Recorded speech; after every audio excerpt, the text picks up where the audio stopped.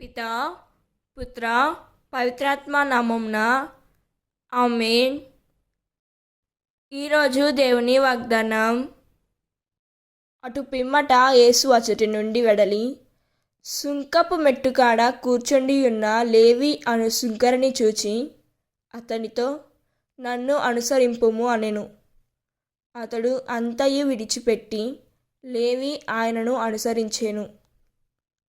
లూకా 5వ అధ్యాయం 27వ వచనం. ఈ వాక్యం మనకు ఏం చెబుతున్నదంటే, లేవీలానే నేను కూడా పాపపు మెట్టుపైనే కూర్చున్నానా? లోకపు లాభాలు, డబ్బు, పేరు కోసం యేసయ్యను వెనక్కి నెట్టేస్తున్నామా అన్నది మనం ఆలోచించుకోవాలి.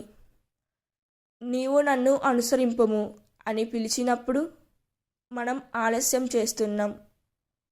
మన పాత జీవితాన్ని విడిచిపెట్టి ఆయనను అనుసరించాలి.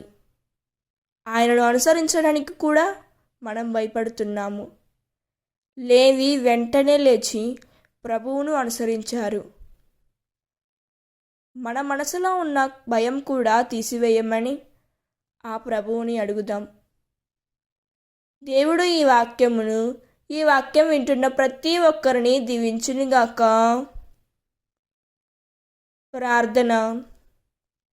ప్రభువైన యేసయ్య, నన్ను కూడా పిలిచిన నీ స్వరాన్ని వినే చెవులను ఇవ్వుము తండ్రి.